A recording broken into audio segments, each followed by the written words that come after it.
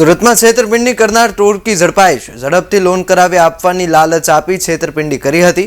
Loan આપવાના બહાને 66 લાખની છેતરપિંડી કરી હોવાનું સામે આવ્યું છે। ફાઇનાન્સ કંપનીમાં લોન કરવાના બહાને ડોક્યુમેન્ટ મેળવી લીધા।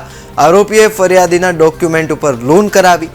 ફાઇનાન્સ કંપનીમાં 66 લાખથી વધુની લોન કરાવી હતી। ફરિયાદીના ડોક્યુમેન્ટ પર લોન મેળવી રકમ ના ચૂકવી પોલીસ દ્વારા ફાઇનાન્સ કંપનીના કર્મચારીની ધરપકડ કરવામાં આવી છે અને 3 આરોપીઓની ધરપકડ કરી પોલીસે ગુનો નોંધી મુખ્ય આરોપીની શોધખોળ હાથ ધરી છે।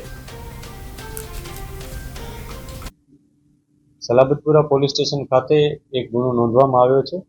આ ગુનામાં હકીકત એ મુજબ છે કે 3 વ્યક્તિઓ રાજેશ, વિરેન્દ્ર ચોબે, સરફરાઝ અને મોનિકા આ 3 વ્યક્તિઓએ એક ફાઇનાન્શિયલ કંપની અહીંયા સલાબતપુરા પોલીસ સ્ટેશન વિસ્તારમાં એમ્પાયર બિલ્ડિંગમાં શરૂ કરી હતી। આ તેઓ ફાઇનાન્શિયલ સોલ્યુશન્સ એ નામની ચલાવતા હતા, રોયલ ફાઇનાન્શિયલ સોલ્યુશન્સ, જેમાં એ લોકો જુદા જુદા ગ્રાહકને લોન અપાવતા હતા।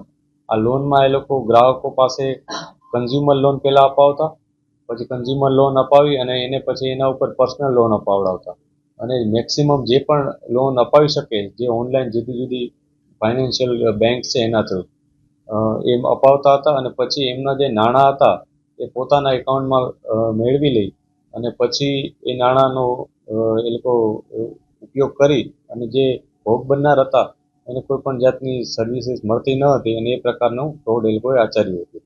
આમાં જે ભોગ બનનાર છે દિલીપભાઈ ધાર્મિક, એમણે આવીને ફરિયાદ નોંધાવી હતી। એમણે અને એમના પત્નીના નામે ટોટલ 10 લાખની લોન આવી રીતના થઈ હતી।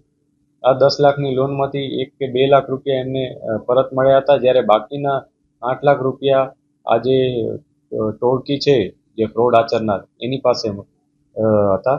આ ઉપરાંત આ લોકોએ આવા જુદા જુદા 40 જેટલા લોકોને આવી રીતના ટાર્ગેટ કર્યા છે અને લગભગ 66 થી 67 લાખની એમાઉન્ટ આવી રીતના ફ્રોડ કરી અને મેળવી લીધેલ છે।